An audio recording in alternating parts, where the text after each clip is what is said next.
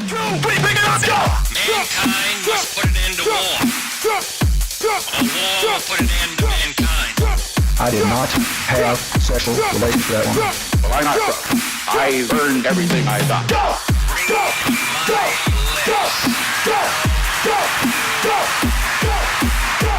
Change will not come if we wait for some other person. Hey, Internet land, this is Elliot, and this is Blind Partisan. I'm continuing to talk to all of the people running for city council in Green Bay, Wisconsin. Beautiful, warming up Green Bay, Wisconsin. We're coming at you right before St. Patrick's Day. I'm all prepared. Just need my green hat. And so today I'm here with Vanya Koepke. Hey, Elliot. Hey. My arch nemesis. We will trade barbs over all of his propaganda. If you're listening and you didn't see that, I just held up his propaganda card. So let's get right to it. So you have some bullet points of, I'm going to just read what you have. Vanya is solution-driven leader, pro-job development, pro-taxpayer. All right, pro-job development. What are you going to do? So job development, we got to focus on increasing business growth in the private sector. I think government jobs are fine. County hires people, city hires people. But we have to be a city that attracts new business, but also retains our current business and gives them the ability to grow. Because when businesses see good decorum in the city council, when they see a favorable tax incentive or a tax base, they see the amenities such as places where they can live or go out to eat. They're going to want to stay here and grow their business. And then when other companies come in and visit Green Bay, hopefully they're as much attracted to come here and relocate. That's the plan. Okay. I mean, that sounds good. Yeah. But so do you have an example of a tough decision that you would make in favor of Sure. pro-jobs versus Well, not? yeah. One of the things I just answered for the Green Bay Chamber survey was the similar question, and that was to do with infrastructure. I said infrastructure is one of our biggest needs because it's really the gateway to all the avenues of our city. If people don't have a decent street to drive on or are hitting crazy sidewalks that have cracks in them, things of that sort, they're not going to be as attracted to this area. So we have to have good bridges, good roads, and good sidewalks. So I'm going to work to take steps to make sure that's. So hypothetically, I'm not saying that this is the case, but Sure. If you were given the choice between raising taxes or fixing roads, you would do which? Well, I would work to abolish what I call the assessment tax. Right now, as a pro-taxpayer individual, as all of us should be, we should be aware that there are taxes and we have to pay in order to have services. Green Bay has plowing, garbage pickup, infrastructure repairs, parks, the list goes on, and that's important. But when it comes to taxes, I would rather have individuals pay a lower amount of tax than get hit with an assessment. I mean, as I've been knocking on doors, I've seen assessments for road repairs ranging anywhere from $700 to $2,700. A lot of these people are retired. I spoke to a widow who was just hit on her savings with one of these horrible assessments. So I call it the assessment tax, and I would work to replace that with a funding stream that spreads amongst more people at a lower rate, which will allow us to invest into our roads. Okay. So the wheel tax, is that what you're talking about? Are you pro-wheel tax or anti-wheel tax? You see, I wouldn't necessarily pursue that avenue first. I would want to look at a funding stream. I don't want to give it labels. There's going to be some sort of a fee that people have to pay, whether it's There's a label when I get my bill, right? Yeah, there is. Exactly. So I tell you, I'll tell you that if there is an avenue, whether it's a registration fee or there's another tax that's at a lower rate than an assessment, that's what I would work to replace the assessment with. So I swear I turned my beepers off. So I guess like And I do want to get to some of the other issues, but Sure. so the wheel tax I view as being a little bit on the regressive side. You have people that are renters. All of a sudden, they don't pay property tax. They don't. Of course, their rent. There's that's a factor. But imagine you're in an apartment complex, right? Your portion is probably relatively small. All of a sudden, now you go to register your car. You have it budgeted, and it's another $25 each. Sure. And that's just the start. Taxes tend to go up over time. So, what do you think about that? Yep. Well, the first thing, you make a good point, taxes do go over time. So the first thing we got to do is be good stewards with the money we have. If there's a transportation budget that's allocated for the roads or the infrastructure repairs, we can't raid those funds. We have to be responsible. We can't be like, we're short here. Let's, pour some over somewhere else. So we're going to have a stable. Yep. So if we're gonna work to abolish what I call the assessment tax, then I want to have a guarantee for the people that there's going to be a flat rate. If there's an increase, we will be very clear about it, and there's going to be a time period. If it's for instance, you mentioned $20, it'll be $20 without the ability to increase for the next 20, 30 years. So to maintain with inflation. In terms of the wheel tax, sure. So we have we're short on funds for fixing the roads. We're kind of behind instead of in front of funding, right? Yep. So I have seen it proposed that we could do a wheel tax, but temporarily, like put a sunset clause in that. That's just giving people false hope, and that's just really a talking point. I mean, we have too many politicians who talk, but they don't actually make a statement. There's there should be some weight behind a statement. Talking, you can talk all day long, but if you have a plan, you're going to state that you're going to get something done. Don't make things up like that.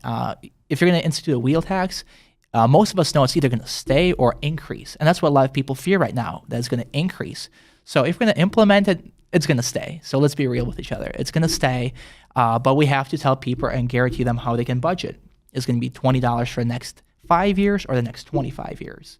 So that's what I want to assure people. I want to tell them how it is, not be a politician who's like, maybe for the wheel tax, maybe against it. My plan's a little bit different. I want to have different funding sources. But my goal is to abolish the assessment tax, which is a pain for people, and even more for businesses who are on a corner street. They get the double whammy. Well, so I have heard that the assessment will stay for businesses. Like that's the current plan or the current talked about idea. I don't know exactly how far along this is specifically, but I don't remember who was saying it, but the businesses still have to pay the assessment, and they'd have to pay the wheel tax, which is interesting. Yeah. And that's where we want to work again. As a pro-taxer individual, I want to hold the line or reduce the amounts of taxes. Right. So if we're going to hold assessment on them, we should not be double taxing them. But then what if we don't have enough money? Like what if that's what we needed to do to get to the right amount? What do we do then? What do we cut? Well, we'll have to look at it once we get there. City council wages? I haven't seen. There's not a whole lot there, but that's what everyone says. Yeah. Everyone says that about what my budget is so small. Well, let me tell you this. I'm running for city council, not for the salary. So I think it's a stipend of $7,500 to $8,000. But if I'm elected, and until we get a solution for this, I am more than happy to have people's proposals come in the clerk's office, and I'll write checks out of my alderman's salary to help offset those costs. So if somebody gets hit with an assessment of $700, I can work with them to help them with 50 or 100 of that, as far as I can stretch that $7,500. Okay. So I'm there to get a solution for this and get it done. Nice. Absolutely. I want to find out a way. Is there a way we can hold him to this? Darian's not paying attention. Well, it's being recorded, so taking a nap. Absolutely. Yeah. I mean, we gotta get. Darian, you need to cut that loop out, and you gotta loop it. We gotta have like a parody video of that, right? All right. So I'm just gonna keep going down your list. Absolutely. It's your list. So neighborhood safety. What are our neighborhoods not safe right now? So it ranges anywhere from those cracked sidewalks I mentioned earlier and need for better infrastructure. A lot of the neighbors have said better lighting in parks, better lighting on street corners, all the way to partnering with our law enforcement. So we want to be proactive rather than reactive. So there has been some concern about speeding on some streets, a lack of partnerships with our neighborhood associations. So that's what I want to do. I want to make sure we are proactive before a problem occurs, fix those sidewalks, partner with our police department, partner with our neighborhood association to create neighborhoods where there is not a need or crime doesn't become a major issue. I mean, do you have an example of an area maybe that you think that there's in your district or not in your district that you think is a particular concern area? Nothing specific. Like I said earlier, just want to be proactive rather than reactive. And I want the quality of life for people on East Shore Drive facing the water there to be just as good as it's more towards the inner of my district. So that's the goal with this. Yeah. Everybody gets the same treatment. I feel like most of our country is very safe, contrary to what we hear in the media. Sure. I've taken Max everywhere from downtown Chicago to downtown Green Bay, and never feared for his safety ever. Maybe I'm naive, but I feel very safe in but Green he Bay. made it to 14, so I think There you go. You're doing a good job. so far. Okay, so we talked briefly about street improvements, economic growth that benefits everyone. What does that mean? Well, that means Baseball stadium? Well, that means the tax incentives that a baseball stadium might get should be just as beneficial for a small business that has 5 employees that wants to start up their business in our neighborhood. So it has to be same opportunity for businesses. So how do you do that though? So a small business doesn't have the network of connections to work with the city that a larger organization has. They don't even Absolutely. understand necessarily that that's a possibility. So what do you do about that? Sure. Well, that's where the advantage of having some of those bigger businesses and the tax benefits of that. The city can partner and offer more grants and more of that assistance to the smaller ones. And along the lines of a baseball stadium or some more restaurants, if those are the things that we invest into and improve our quality of life, that gives those small businesses just as good of an opportunity to have their customers go to those restaurants, to those events, to those concerts. And the tax base that creates will ultimately, and the goal is to have it benefit those smaller companies. So do you think that we are doing, as a city, do you think that we're incentivizing, you said tax incentives, do you think we're incentivizing businesses too much, about right, or not enough? I think there's been a case of one of those in one way. So I think what's happened downtown has been helpful, absolutely. But we also don't want to give away valuable property. We want to make sure that there is the scales are balanced, that the return that the city is getting and the people of Green Bay who are helping to pay those levies, they're getting that return. So I would say I've seen a balance, and we want to do our best to balance the scales. So you're familiar with TIF. So there's been criticism. I mean, not just in Green Bay, but this is a nationwide criticism of TIF that it's overused. Originally, it was meant for blighted areas that wouldn't get renovated otherwise. And so, do you see us utilizing TIF too much to the point where developers won't develop without it? Or what are your opinions on that?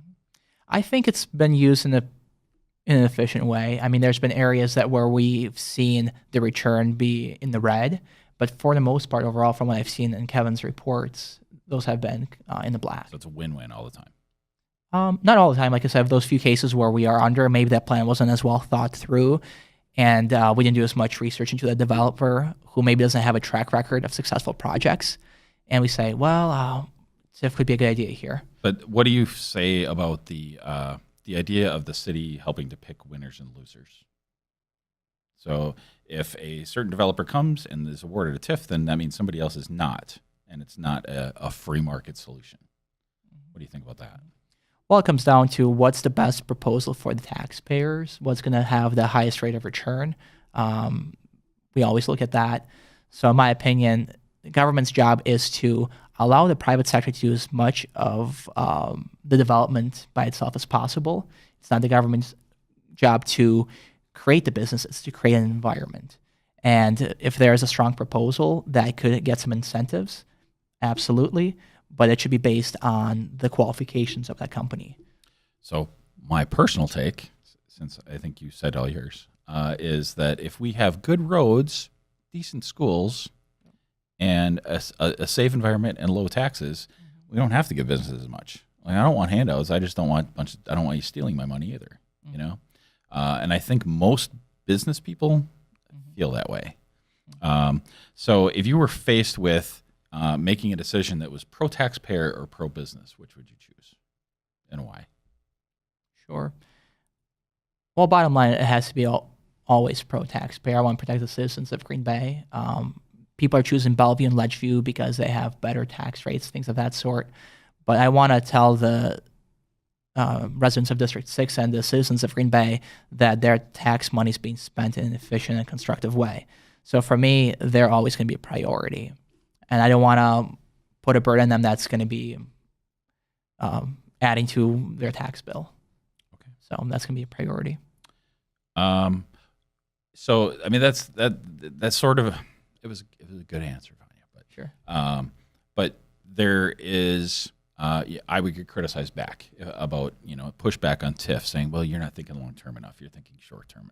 So how would you make the case if there was a difficult decision, a hotel, a baseball stadium, a pool, something like that, that you feel is a good long-term bet for the taxpayer for whatever reason, but it means taxes are going to go up in the short term?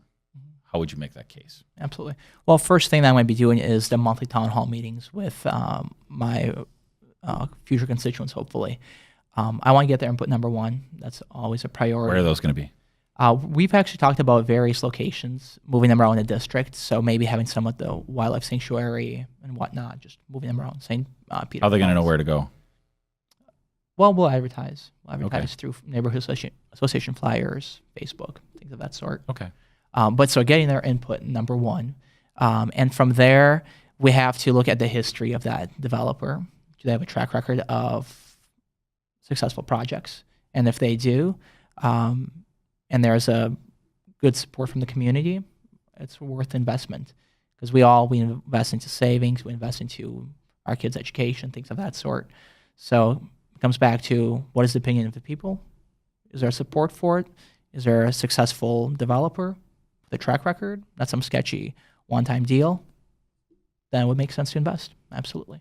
But okay, so there again though, like sketchy could just mean this is somebody who's a new business, a new developer.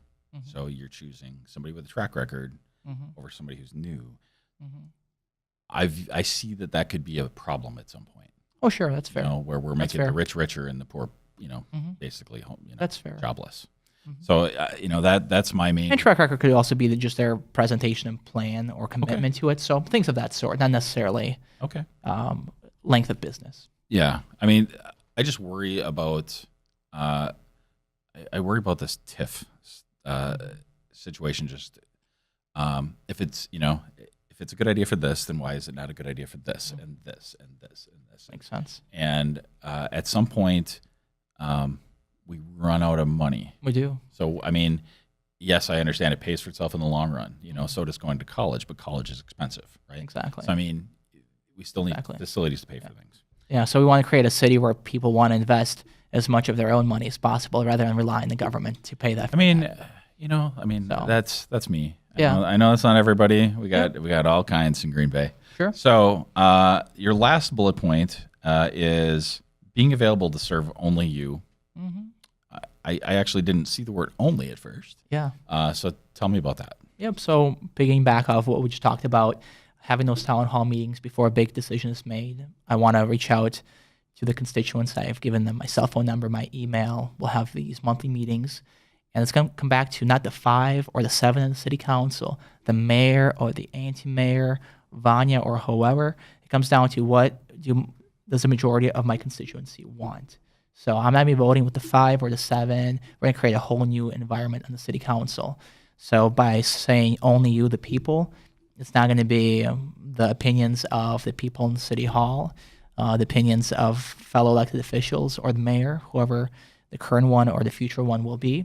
Comes back to the people's beliefs. So I want to be a predictable vote. Well, those are two different things, right? So, so for example, if there is a development in your district that the city really wants, and they have a great presentation, a great developer, everything's awesome, but your constituents, the vocal minority perhaps, come to you and say, "Hey, I'm not a fan of that." How do you resolve that? Absolutely. Well, we obviously not everybody's going to agree 100%. So we'll talk about it. And there's two systems of representation. There's a delegate and there's a trustee. So a delegate representative is somebody who literally tries to do his best to go on behalf of the people. Delegate 60% yes, 40% no. That's almost impossible. A lot of the representation has a balance. But bottom line, I'll have to be more of a trustee. I was elected by majority. And as a trustee, I'll have to make the best decision at the end of the day as an elected official. But I will do my best to make sure all the voices are heard. But so to your earlier point, right now you view, evidently, I don't want to put words in your mouth, but some dysfunction in the city council where they tend to vote in blocks. Sure, that's fair. So tell me about that. Absolutely. Well, I think a lot of it has to do with people's opinion on the mayor, people's opinion of political leniencies of people in the city council. So for me, it's a nonpartisan office. We got to talk about the issues, the tax base, the roads, services, safety, things of that sort, not our opinions of somebody's family or somebody's actions. So that's how those blocks create. A lot of those people perhaps view mayor in a certain way, negatively or positively, and they vote like that. And that's so sad because our city has over 104,000 people. So from making decisions based on that one person, that's very unfortunate. We were elected to represent people in our district, but the city as a whole. So if we're making a decision that's swayed because it's of the mayor or our 4 or 6 other buddies, that's unfortunate. So I want to definitely be clear in my voting record coming up that I'm for the people of Green Bay first. So we have a few minutes left. So just some rapid fire, first things that come to mind. Northland Hotel. What are your thoughts? I think it's great that we're almost done with it. It's a historic hotel. We've invested a lot of money, a lot of time into it. The state helped us out for a while with the historic tax credit. I'm glad that we're almost past the drama, and this is going to be just so huge and so vital for the downtown area. Liberty Cafe closed recently. Man, if it could have done this a few months earlier, they would still be there. So a lot of those businesses are really counting on the business from that hotel. So we're not generally talking to people nationwide. So do you truly believe that? Do you believe that there will be enough occupancy in that hotel to move the needle for downtown? I believe so. I think the great work are the Convention and Visitor Bureau is doing, and the overflow I've seen at KI. There is a need for beds and events here at the Northland Hotel. Okay. Yep. All right.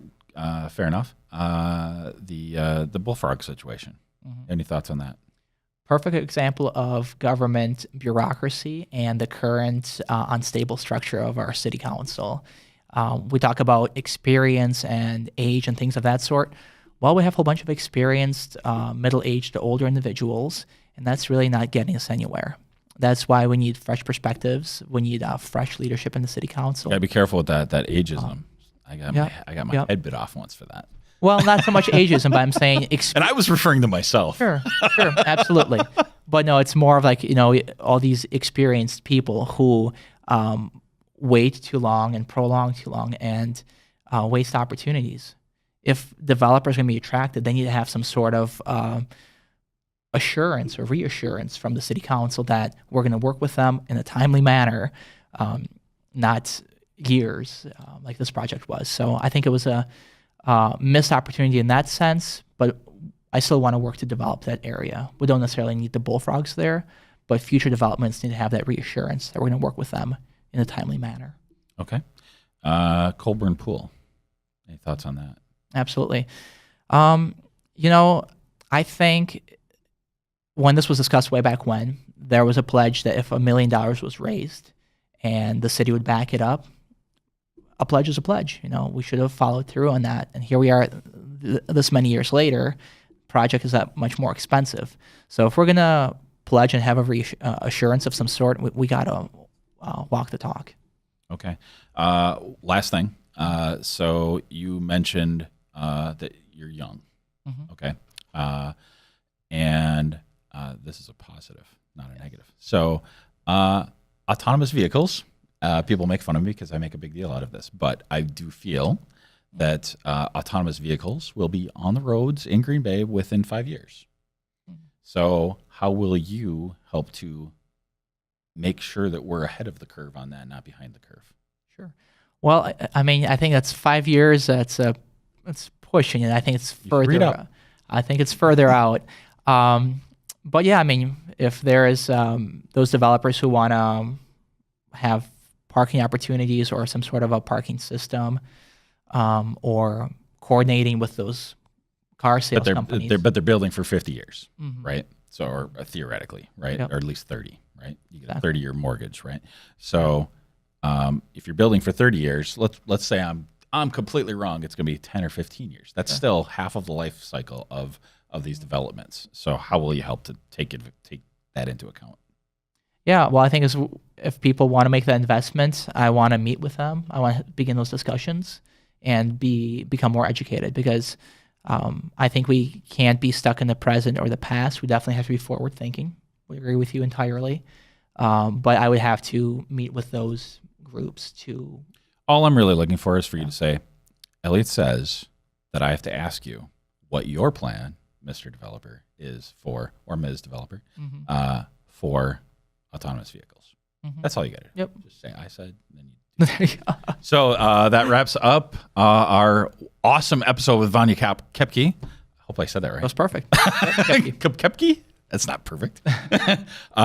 So he does have a little thing here, and I guess I'm going to turn it over to you. How would you like people to get in touch with you? Give your 10-second promotion of your deal. For sure. Well, we can be found on Facebook, Vanya Koepke for City Council. You can also email me at vanya.koepke@gmail.com, and hope to have your support on April 3rd. And you're District 6, and District 6. the election is April 3rd. And if people don't know what the heck District 6 is, they should go to myvote.wi.gov, which is printed on your thing. There it is. Good for you.